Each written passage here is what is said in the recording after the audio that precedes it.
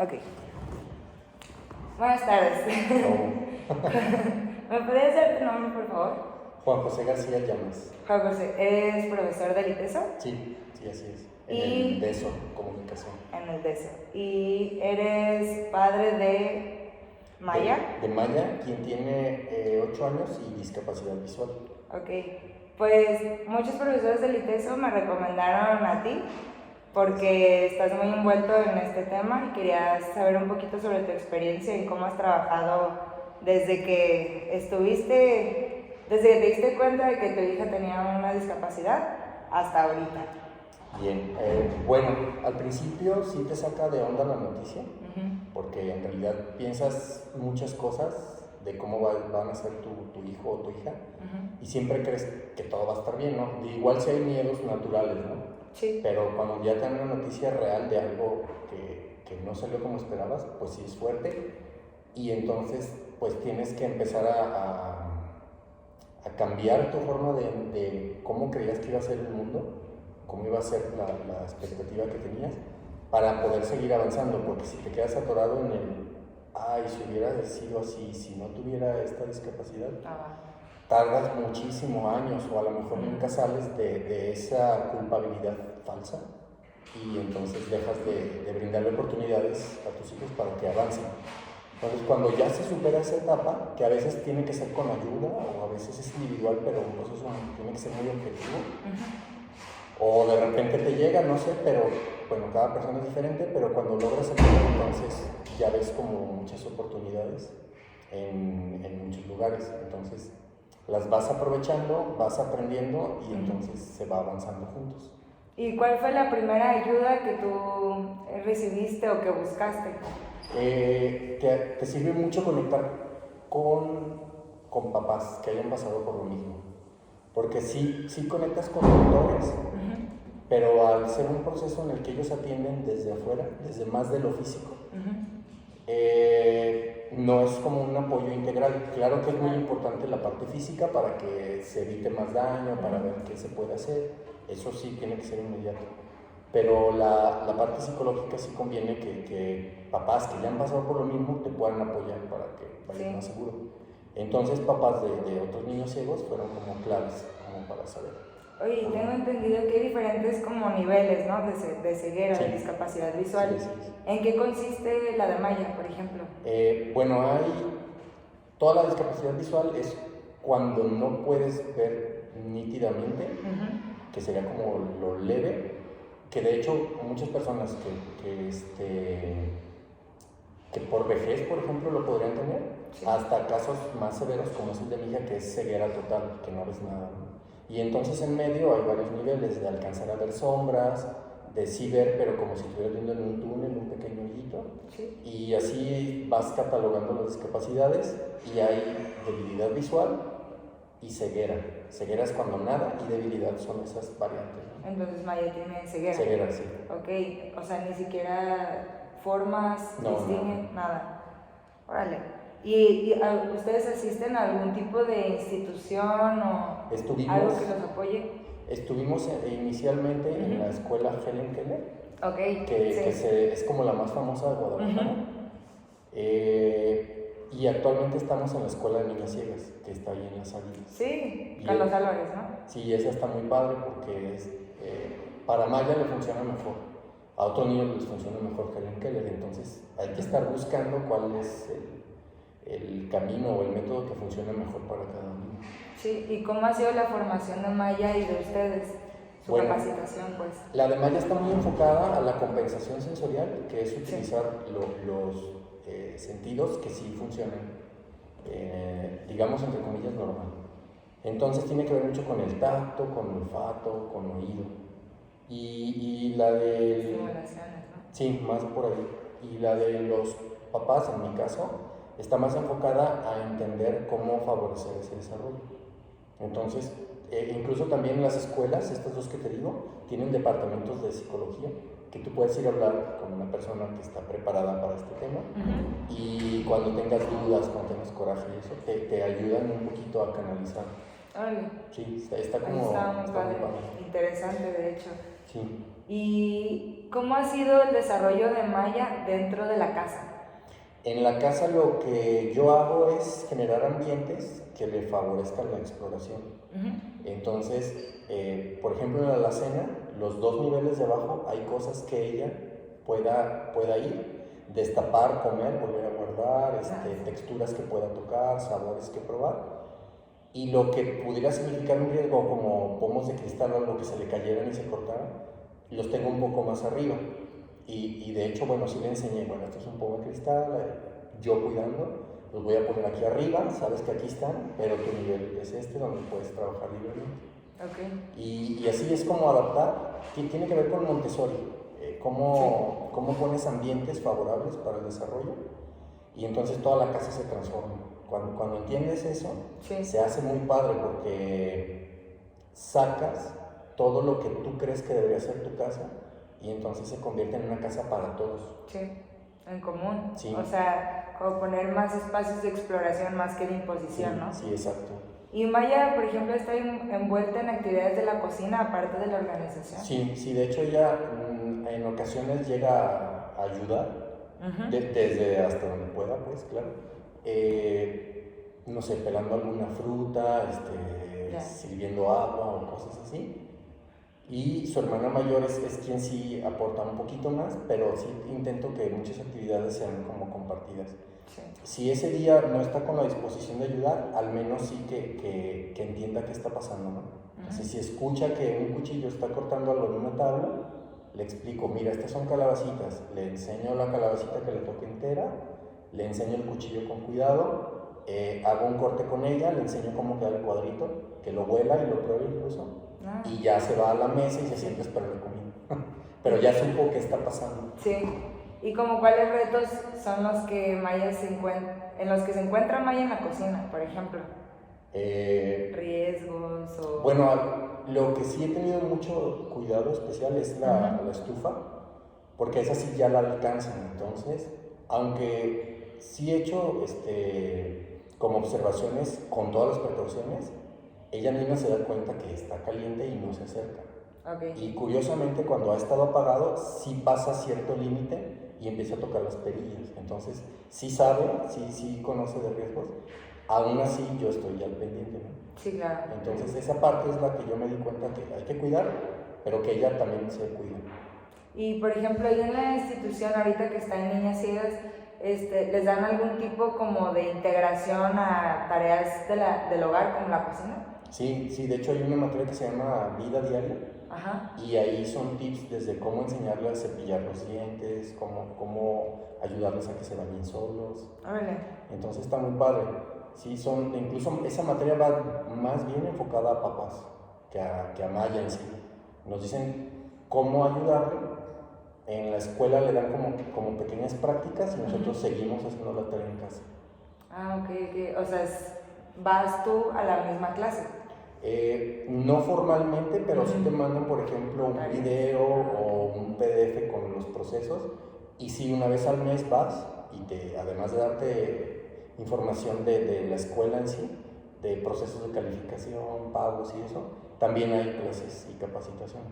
Bueno, había antes del COVID, ahorita son por línea. Pre-COVID. Sí. Oye, y por ejemplo, yo sé que Maya ahorita está muy chiquita, tiene 8 años, pero me dices que ya como que pues empieza a cortar y hacer cosas. Sí. ¿Tú consideras que es una actividad primordial ahorita en el desarrollo de Maya el saber cocinar? ¿O ya la dejan más como algo secundario? No, ahorita no es tan primordial, pero sí es importante que sepa qué está pasando y de dónde llegan sus alimentos, ¿no? O qué procesos tienen para que ella pueda saborearlos o incluso olerlos con esas características. Pero yo creo que más bien cuando ya sea más adolescente, ya entonces sí será un proceso más profundo, más acompañado, incluso que sepa distinguir ya más a fondo qué verdura conviene cocinarla ahorita o regresarla al refri, o si ya se echó a perder tirarla. Sí, ahorita va más bien en acercamiento general, porque la prioridad ahorita son más cosas de independencia, ¿no? Ir al baño, vestirse, bañarse. Que se sirva agua, sí. Y te acuerdas, hace ratito estábamos diciendo que muchas de las empresas que sacan pues utensilios o cosas para la integración de las personas con discapacidad visual en la cocina, pues tienden a ser muy caras. Y sí, ¿cuál ha sido como tu acercamiento a empresas que vendan este tipo de productos? ¿Conoces alguna o prefieres como...? Sí, pero fíjate, sí conozco, pero no específicamente de cocina. De otras cosas. Más bien son cosas lúdicas o funcionales, ¿no? Como el bastón blanco, que sí hay empresas súper dedicadas, o sea, hay medidas, hay códigos de color, hay la punta, si es circular, si es de otro tipo, o sea, hay toda una ciencia detrás de ello, ¿no? Y hay empresas que te lo ofrecen esos conocimientos convertidos en herramienta. Y los lúdicos, pues sí son como más enfocados al desarrollo. Hay otras empresas dedicadas más a comunicación. Okay. Entonces, sí te ofrecen, por ejemplo, teclados en braille o la máquina Perkins o... ¿Y ya sabe leer braille? No, todavía no. ¿En braille? No, tiene sensibilidad en los dedos, está trabajando en eso, pero ahí va. Sí, supongo que debe ser súper complicado, ¿no? De hecho, sí. Hay un gran porcentaje de personas con discapacidad visual que siguen siendo analfabetas. Sí. Porque no hay mucho apoyo, ¿verdad? Y a lo mejor se les acomodan otros medios. Entonces a lo mejor no tienen tanta sensibilidad o no lo han practicado y entonces prefieren a lo mejor usar lectores de pantalla y entonces nomás le pones play y escuchas y ya. Entonces eso es más práctico, aunque se pierden aspectos de conexión, ¿no? De neuronas y eso, que también serían muy buenos. Pero bueno, ahí hay que elegir entre lo que le funcione más y que sea útil, ¿no? Sí, y por ejemplo, si Maya quisiera seguir una receta, ¿cómo sería este proceso para ella? Al inicio, obviamente, sería como apoyado. Tendría que estar yo o alguien que la fuera guiando, le fuera diciendo. Y poco a poco ir soltando las partes más sencillas, ¿no? Si ya sabe cómo cortar en julianas las calabacitas, ya le das la indicación, lo realiza y que te avise cuando esté listo, ¿no? Y entonces tú ya haces la cocción y todo lo demás. Ya cuando domine esa, entonces ya le pides que prenda la estufa, que programe un reloj que le dice que son 15 minutos y así, ¿no? Hasta que ya puedas ir uniendo todos los pedacitos que hacía sola, ya llenar los huecos y entonces complete el proceso. O sea, primero va a tener que ser completamente acompañado, ¿no? Sí. Y por ejemplo, ¿has pensado en cuando Maya se independice?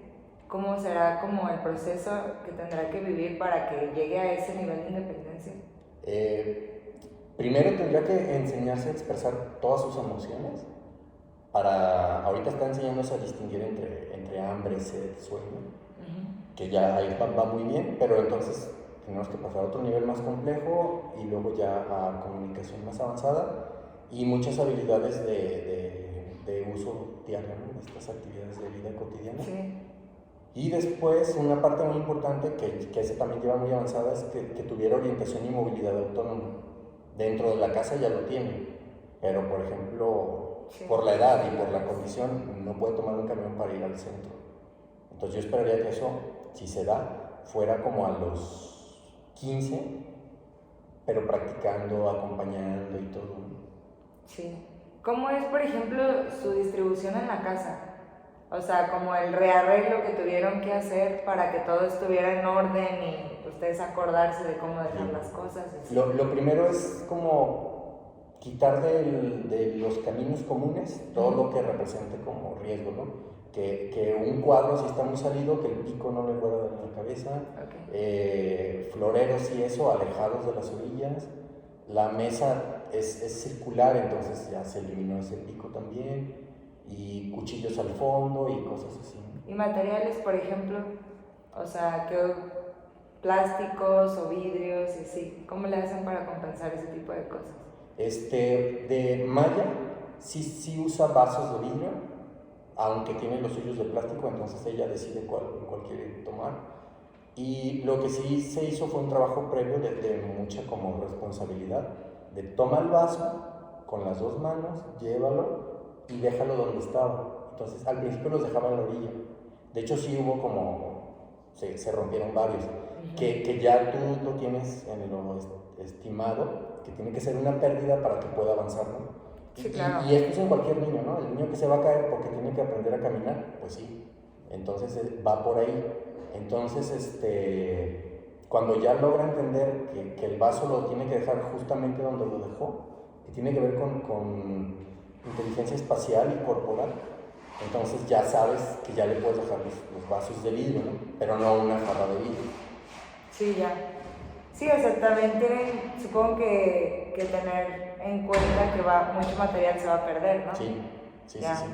Y, por ejemplo, ¿qué aspectos considerarías importantes que deberían de tener los objetos dentro de la cocina para una persona con discapacidad visual? Bien, una podría ser que fueran texturas amigables, porque de repente como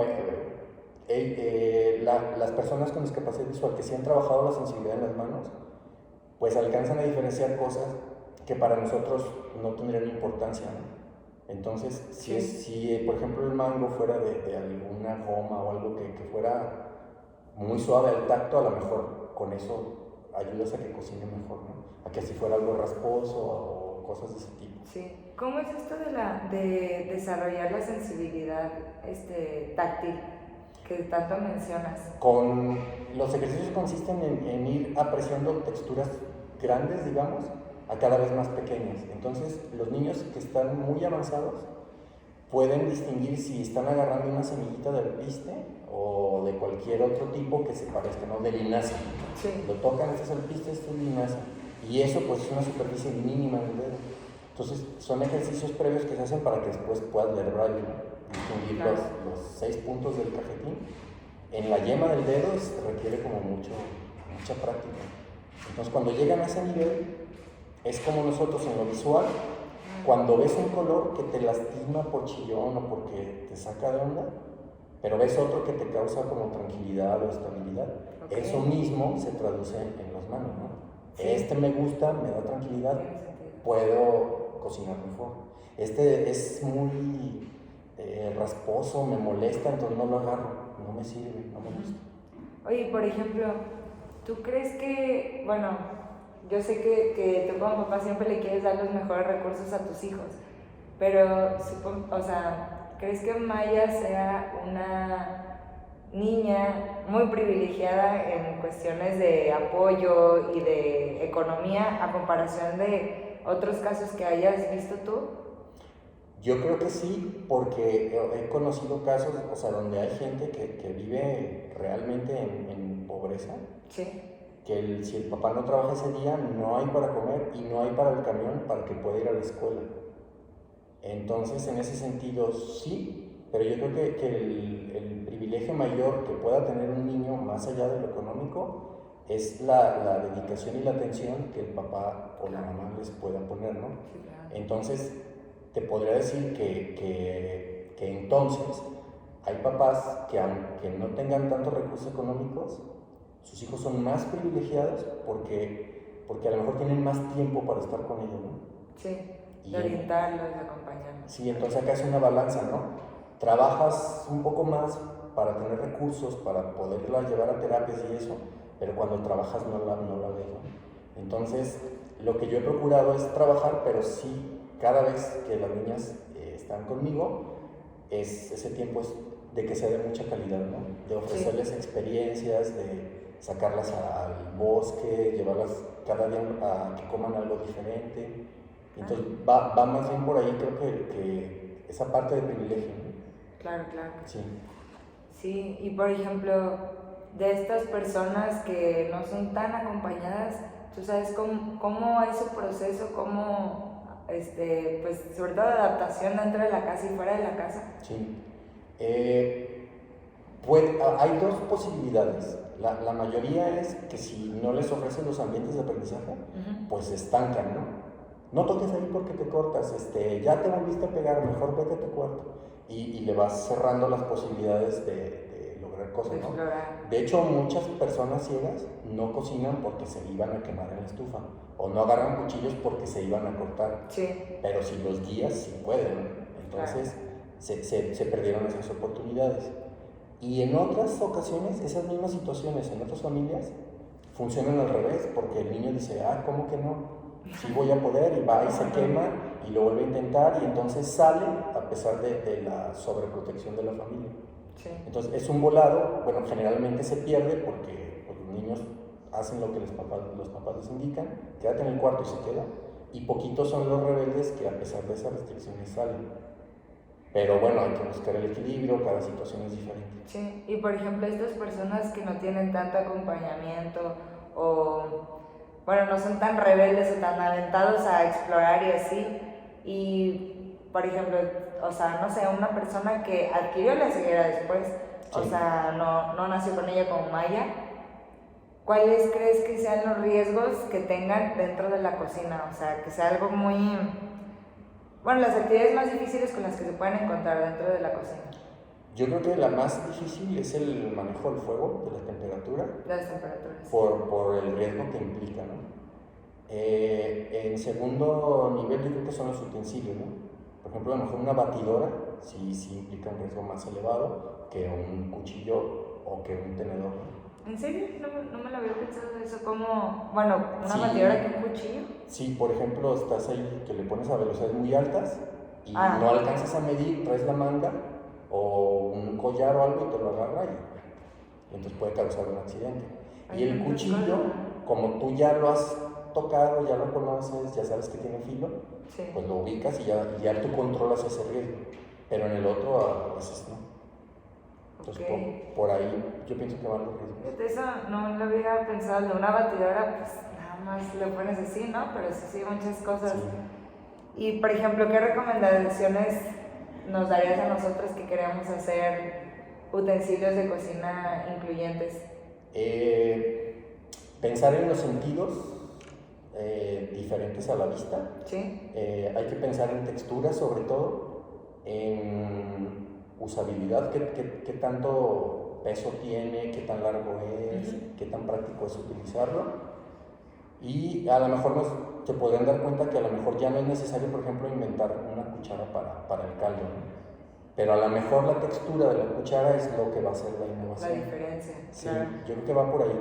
Y el segundo consejo sería que se vendaran los ojos e intentaran cocinar algo y van a encontrar un chorro de cosas. Un chorro de cosas, claro.